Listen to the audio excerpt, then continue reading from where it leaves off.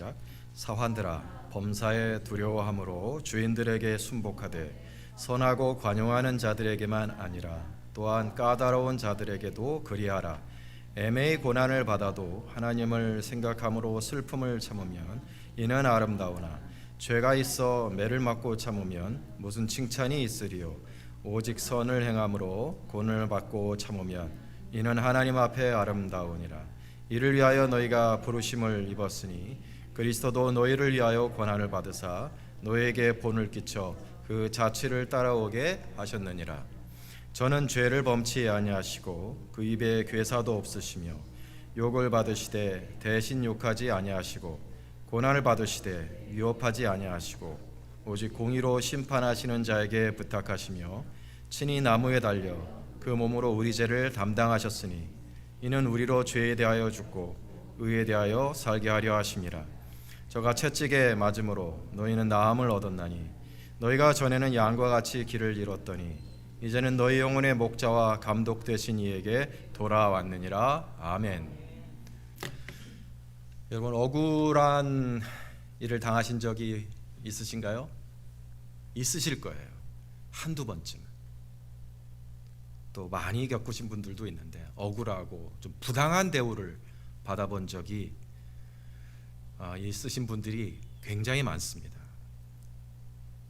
사랑하던 사람에게 이렇게 배신을 당하고 그 억울함이 막 남아있는 분도 계시고, 또 친한 친구한테 믿고 돈 빌려줬는데 돈 떼어갖고 그게 억울하고, 어떤 분은 또 자식에게 그렇게 또 억울한 마음 가지신 분도 계세요. 내가 저를 어떻게 키웠는데 이놈의 새끼가 나를 이렇게.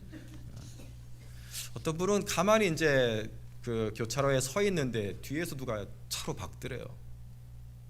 너무 억울한 거죠. 자기는 잘못한 것도 없는데. 근데 그거 봐갖고서 이제 경추신경이 끊어져 갖고 너무 억울하신 거죠.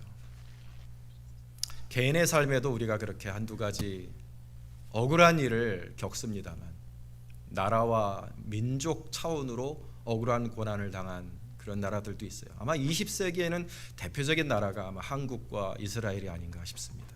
우리나라는 일제 치하에서, 유태인들은 나치 치하에서. 가만히 들어보니까 미얀마라는 나라도 참 한이 많고 슬픔이 많더라고요. 한국이 일제 30년 동안 얼마만큼의 고난을 받았습니까? 얼마만큼 억울할까요? 정말 갖가지 고난과 슬픔을 당했잖아요. 위안부라는 분들로 대표되는 그 한과 슬픔은 아직까지도 씻어지지가 않아요. 일본이라는 나라가 사과를 하지 않으니까 씻겨지지가 않는 거죠. 그 울분을 참 어떻게 하지 못하는 분들도 제가 보았어요. 이스라엘 유태인들도 마찬가지입니다. 여러분 잘 아시겠지만 그들이 나치 치하에서 당한 그 민족적인 고난을 보면 너무너무 억울하고 슬픈 일이에요. 며칠 전에 영화를 봤습니다. 피아니스트라는 영화인데 한번 보시기를 추천드려요. 이제 아주 부유롭고 폴란드 사람들의 이야기입니다. 부유하고 아주 평화롭고 잘 살던 어떤 유태인 가정이 이 나치하에서 몰락해가는 과정을, 빼앗기고 몰락하고 결국에는 가스실에서 처참하게 죽어가는 과정을 그린 영화예요. 이렇게 아주 행복하게 잘 살던 가정입니다. 이 가족들이 빼앗기고 강제 이주를 당하는 거죠. 재산 다 뺏기고 가족들은 뿔뿔이 흩어지고 결국에는 가스실에서 죽습니다. 아름답던 여인들이 머리카락도 몽땅 잘리고 벌거숭이 상태로 가스실에서 죽고, 살아남은 자도 그 눈빛에 빛이 없어요. 쾌행하니 있는. 이 영화의 마지막은 이 피아니스트, 이 한 유태인의 서러운 울음으로 끝이 납니다. 이 마지막 장면인데요. 이 사람들의 이 서러움과 억울함을 어떻게 풀어야 되겠습니까? 유태인들이요, 이때 신앙을 많이 버렸다고 합니다. 왜냐? 이러한 것을 허락하신 하나님이 이해가 되지 않는다는 거야. 왜 이렇게 우리를 억울하고 슬프게 하실까? 여호와 하나님이 살아계시다면 왜 우리가 이런 고난을 당하도록 내버려 두시는가라는 그러한 의문 때문에 신앙을 많이 버렸대요. 억울하다는 거 사람 미치게 만드는 겁니다. 우리에게는 억울함을 당하고 싶지 않은 본성이 있어요. 억울하게 한 대 맞거나, 옛날에 이제 우리 교회 다니시던 집사님 한 분이 이제 뷰리스토어에서 일을 하시다가 마스크 써달라고 요청했는데 그 흑인이 그냥 한 대 때렸대잖아요. 얼마나 억울해요. 막 써달라 그랬는데 다치셨다는데. 억울하게 돈 몇백 불을 잃어도 그렇게 분이 안 사게 주고 밤에 잠이 안 옵니다. 우리 심정이 그래요.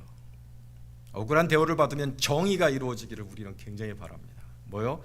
나를 억울하게 만든 그 인간이 벌을 받고, 내가 빼앗긴 거 내가 다시 되찾고, 잃어버렸던 명예도 다시 되찾고 제자리로 회복되기를 바랍니다. 하나님은 정의의 하나님이시니까요. 그런데 하나님께서 우리의 그런 억울함을 아시는 것 같은데 정의를 바로바로 실현시켜 주시는 않는 것 같아요. 대신 우리에게 전혀 다른 답을 주십니다. 오늘 본문은 예수님의 시대에, 사도 베드로의 시대에 억울한 대우를 받으며 살아갔던 어떤 사람들에 대한 이야기가 나옵니다. 18절에 사환들아 범사에 두려워함으로 주인들에게 순복하되 선하고 관용하는 자들에게만 아니라 또한 까다로운 자들에게도 그리하라. 애매히 고난을 받아도 하나님을 생각함으로 슬픔을 참으면 이는 아름다우나 라고 하였습니다. 사환이라는 사람이 나옵니다. 사환이 누구냐? 노예들입니다. 노예들. 굳은 일, 험한 일을 하면서 사는 하층 노예들이에요. 로마 시대는요, 전쟁으로 이루어진 제국입니다. 로마라는 것은 전쟁으로 이루어진 제국이기 때문에 전쟁의 끝에는 항상 뭐가 있습니까? 전리품과 노예가 있습니다. 그 지역의 적장들을 제압하고 전쟁을 이기는 것으로 끝이 나는 게 아니에요. 여긴 내 땅이다 깃발 꽂고 오는 게 아니라 항상 그 끝에는 뭐예요? 그 지역에 좋은 거 다 뺏어오고 물건들만 빼앗아 오는 게 아니죠. 사람들도 포로로 잡아옵니다. 왜요? 노예로 팔아먹으려고. 로마 제국으로 끌어와서 하층, 굳은 일, 험한 일을 시키는 그런 노예로 부려먹으려고 이렇게 데리고 와서 시장에서 팝니다.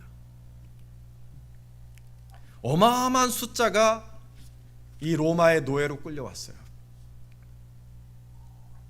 전에는 평범하게 살던 사람들입니다.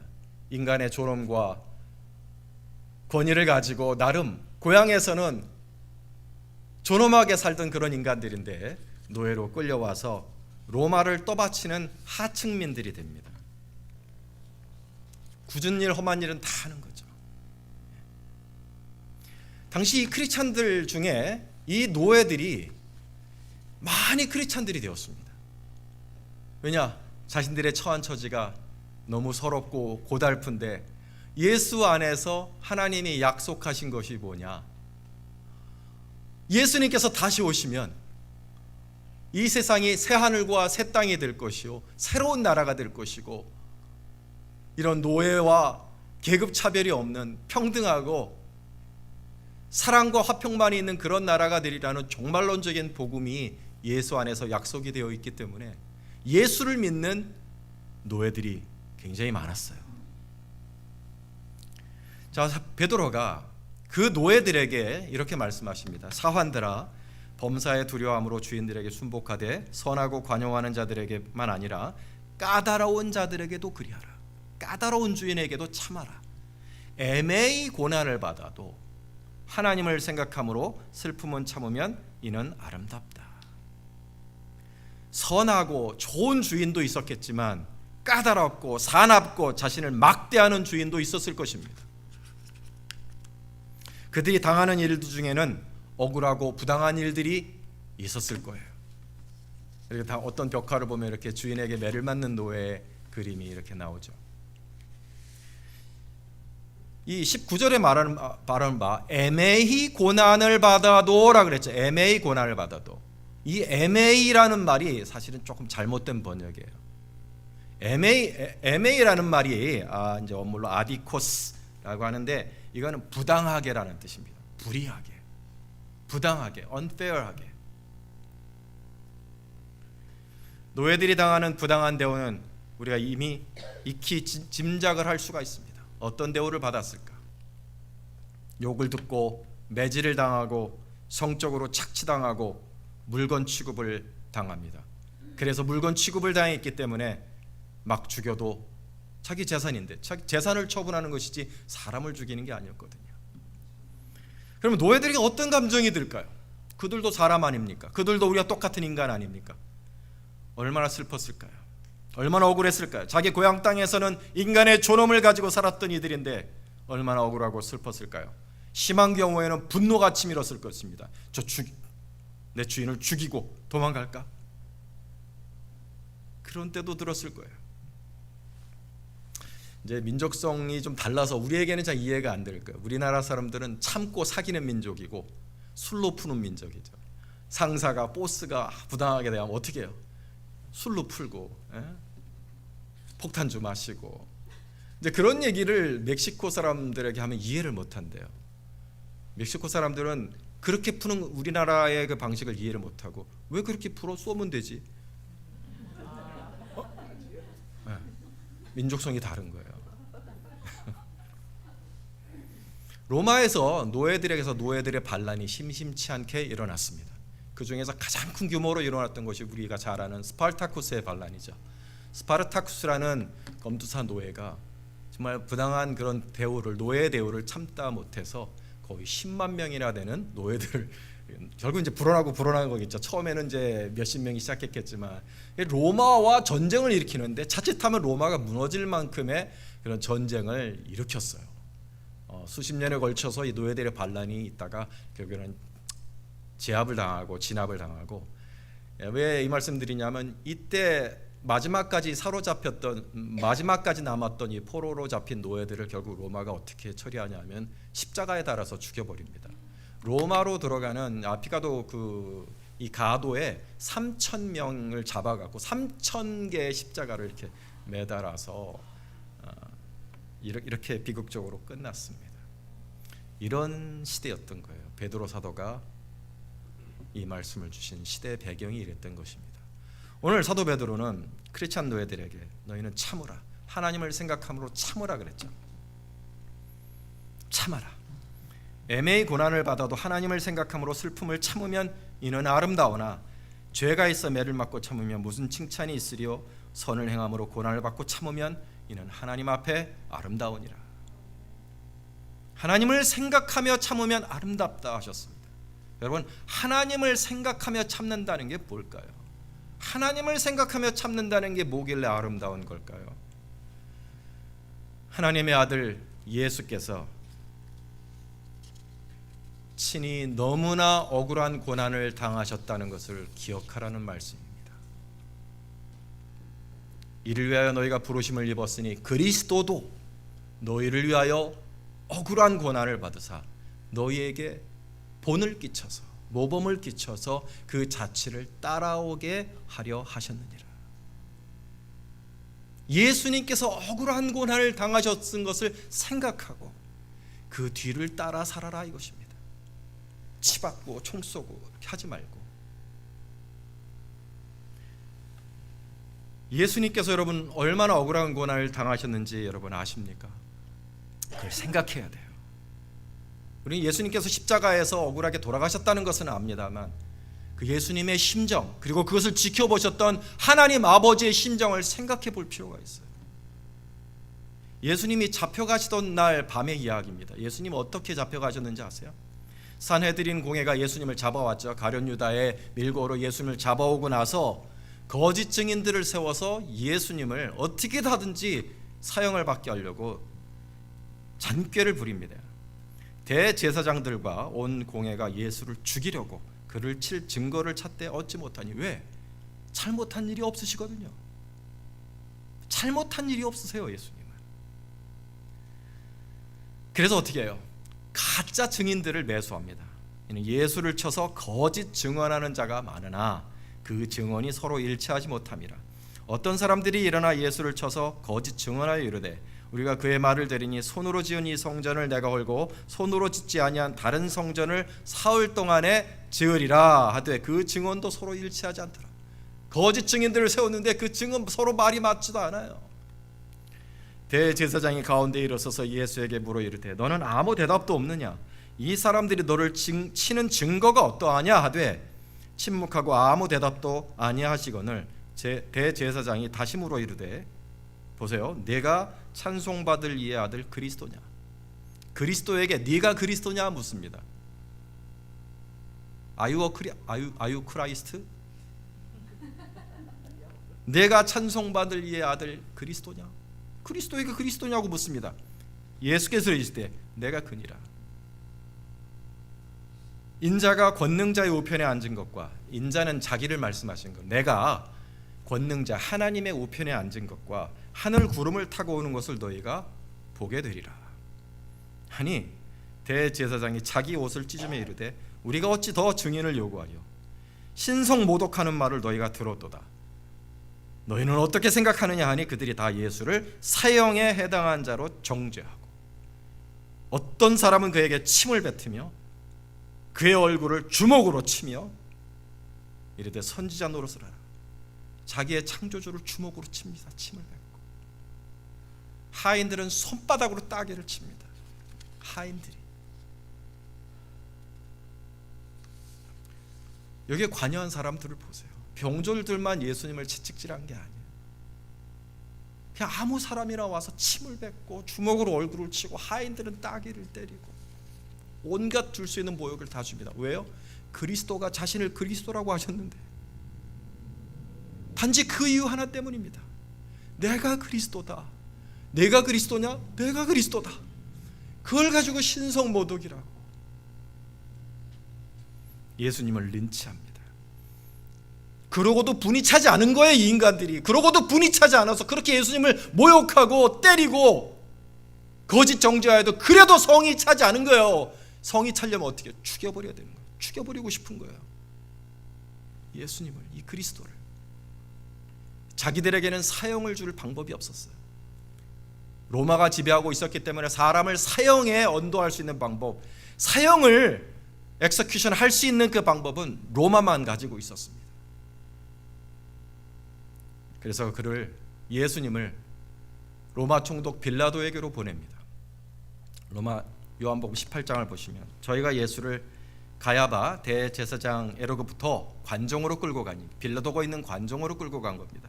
새벽이라. 저희는 더럽힘을 받지 아니하고 유월절 잔치를 먹고자 하여 관정에 들어가지 아니하더라. 그러므로 빌라도가 밖으로 저에게 나가서 말하되 너희가 무슨 일로 이 사람을 고소하느냐? 대답하여 가로되 이 사람이 행악자가 아니었다면 우리가 당신에게 넘기지 아니하였겠나이다. 빌라도에게 가로되 너희가 저를 데려다가 너희 마음대로 하라. 그러니까 유대인들이 가로되 우리에게는 사람을 죽이는 권이 없나이다. 이런 모습이었겠죠. 먼저 대제사장에게로 끌려갔다가 신성모독이라는 말도 안 되는 묵을 받고 이제 반역죄로 고소를 당하여 빌라도 앞으로 끌려갑니다.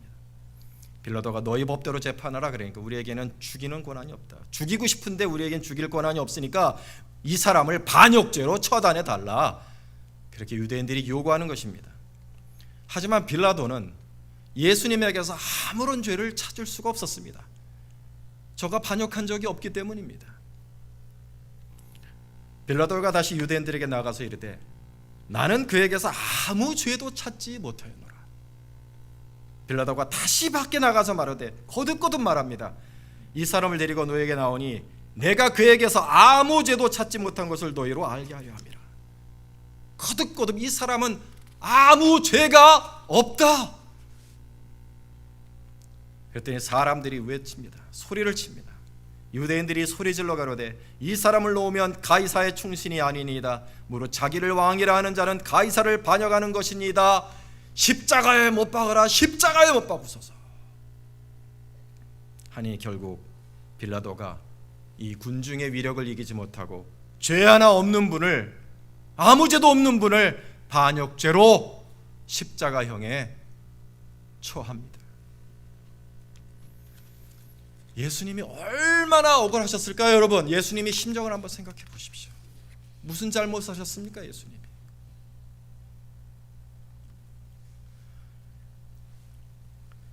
여러분, 이걸 또 지켜보셨던 하나님 아버지의 마음은 어떠셨을까요? 그거 한번 생각해 보세요. 왜 하나님이 자기 하나밖에 없는 이 아들이 사람들에게 이렇게 조롱받고 모욕받고 린치당하고 학대당하도록 왜 내버려 두셨을까요? 하나님의 능력이 없어서요? 아니잖아요. 전능하신 하나님의 능력이 없어서 그냥 가만히 지켜보셨겠어요? 여러분, 여러분의 자녀가 이런 대우를 받는 걸 본다면 여러분 가만히 있을 수 있겠어요? 우리에게 외아들이 있는데 그 아들이 막 학대를 당해요. 부얼리를 당합니다. 아무 이유 없이 아이들이 따귀를 때리고 주먹으로 얼굴을 치고 침 뱉고 욕하고. 여러분, 그걸 가만히 지켜볼 부모가 있어요, 세상에? 그걸 가만히 지켜볼 부모는 없습니다. 근데 왜 하나님이 그걸 그냥 가만히 지켜봤을까요? 무기력해서요? 아니요. 하나님 아버지께서 독생자 예수님이 이렇게 큰 모욕과 불의를 당하는 것을 그냥 참고 지켜보셨던 것은 우리를 구원하시기 위해서였습니다. 우리를 구원하기를 원하셨기 때문에 하나님이 이 악물고 참으신 거예요. 이 악물고 참으신 겁니다. 우리를 구원하시려고. 왜냐? 하나님이 끼어드시면, 하나님이 끼어드셔서 예수를 건져내시면 예수는 건질 수 있지만 우리는 건질 수가 없었기 때문입니다. 우리를 건지시기 위해서 아들을 그 지경에 되도록 내버려 두신 거예요. 예수님 어떠십니까? 예수님이 능력이 없었을까요? 하늘에서 불을 내려서 단숨에 다 불사르질 수 있었습니다. 12영도 더 되는 천사를 불러다가 순식간에 제압하고 얼마든지 걸어 나오실 수가 있었어요. 그런데 그렇게 하지 않으셨어요. 받으셨어요. 묵묵하게 받으셨어요. 학대를 당하셨어요. 모욕을 당하셨어요. 자신을 방어하지 않으셨습니다. 한치의 반항 없이 수치와 모욕을 당하셨어요. 왜요? 이사야서는 곤욕을 당하여 괴로울 때에도 그의 입을 열지 않으셨고 마치 도수장으로 끌려가는 어린 양같이 그의 입을 열지 아니하셨도다 하였습니다. 베드로 사도는 오늘 본문에서 이 장면을 이렇게 요약했어요. 욕을 받으시되 욕하지 아니하시고 받아치지 않으셨다는 거예요. 고난을 받으시되 위협하지 아니하시고. 이것들이 나를 이렇게 대해? 두고 봐. 위협하지 아니하시고 오직 공의로 심판하시는 하나님께 부탁했다 이거예요.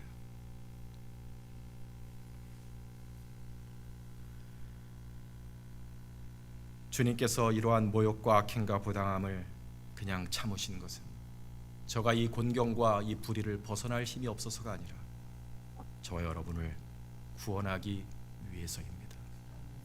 원래는 우리가 받아야 될 모욕과, 원래는 우리가 우리 죄로 말미암아 내가 받아 마땅한 학대와 내가 받아 마땅한 그 심판과 내가 받아 마땅한 그 폭행과 내가 받아 마땅한 그 죽음을 예수님이 대신 당하신 것입니다. 주님이 그것을 벗어나시려고 했다면 당신은 사셨겠지만 우리는 살 수가 없었어요. 24절 말씀은 그러하므로 친히 나무에 달려 그 몸으로 우리의 죄를 담당하셨으니 이는 우리로 죄에 대하여 죽고 의에 대하여 살게 하려 하심이라. 저가 채찍에 맞음으로 너희는 나음을 입었나니. 예수님이 당하신 것은 나의 죄였다는 것입니다. 나의 죄를 담당하시기 위해서 예수님이 묵묵히 당하셨다는 것입니다.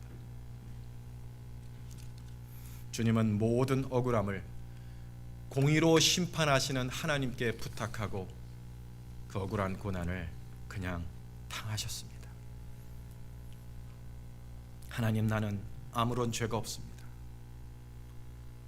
그러나 이들은 어찌하여 나를 살인자와 같은 취급을 하며 사형에 해당하다고 정죄하는 걸까요? 내가 지은 나의 피조물들인데 그들의 창조주를 어찌 이리 대한단 말입니까?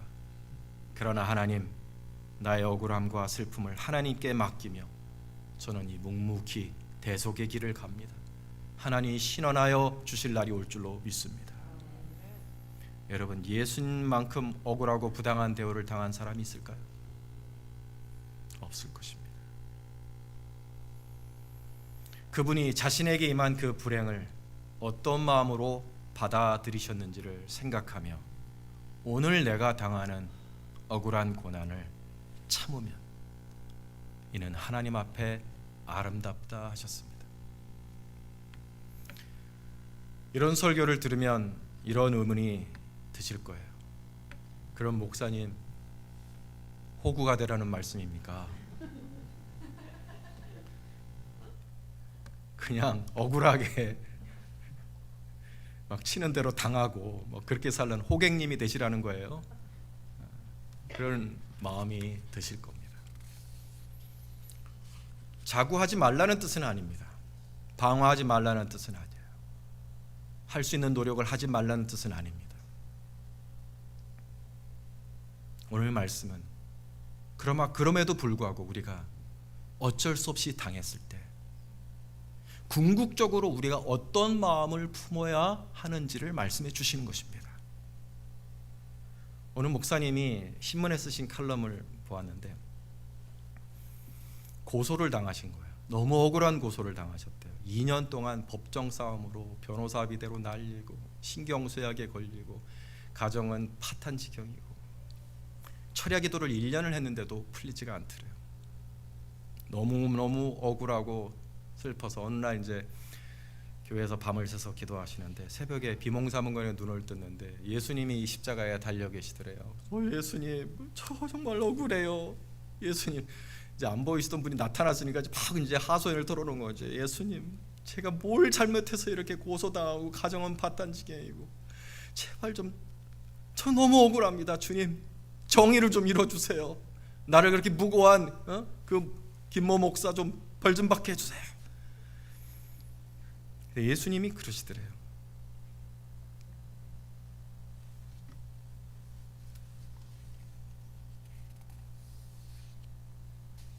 너를 구하려고 내가 얼마나 억울하게 죽었는지 아니?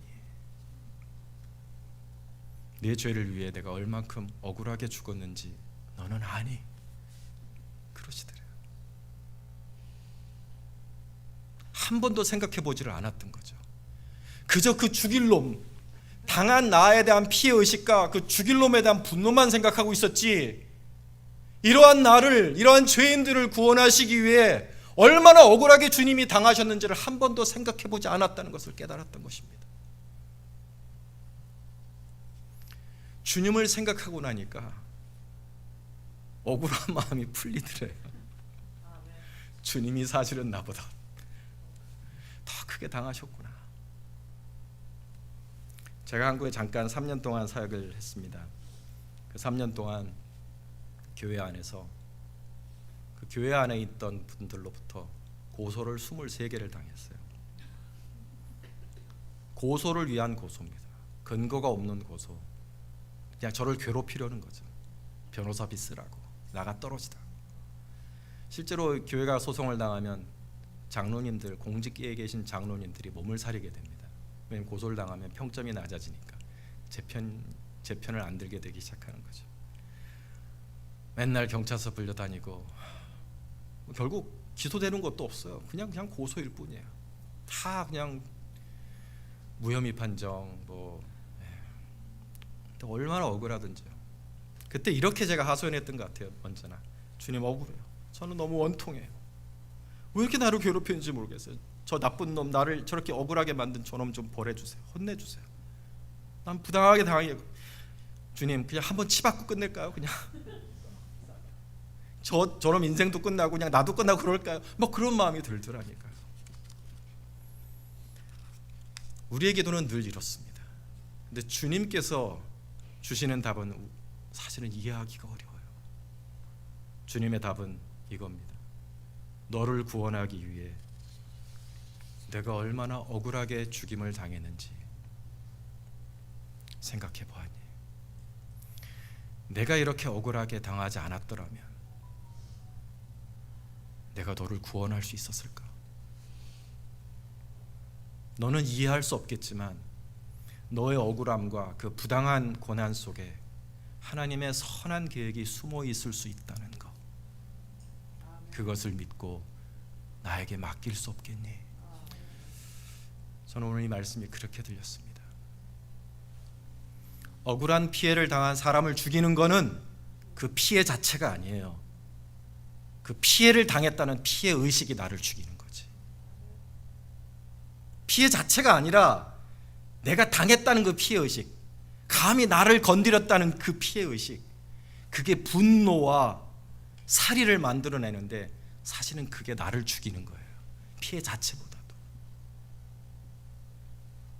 그래서 우리는 피눈물을 흘리면서 하나님의 진노를 구하고 정의를 구하지만 하나님께서 주시는 답은 그런 차가운 정의가 아니에요. 하나님의 응답은 그 피해자인 우리가 이 일을 통하여 더 큰 피해자셨던 예수님이 어떤 마음으로 그 고난을 당하셨는지를 생각해 보는 것이고, 그것을 생각함으로 이 모든 것을 알고 계시는 역사의 주관자이신 하나님께 맡겨드리는 것입니다. 그러므로 내 마음에 사리와 분노를 내려놓는 거죠. 원수 갚음이 하나님께 있고 내가 할 일은 하나님을 생각함으로 참는 것입니다. 나보다 더 억울하게 죽임당하신 예수님께서 그렇게 하셨기 때문에 우리는 주님의 길을 따라가야 합니다.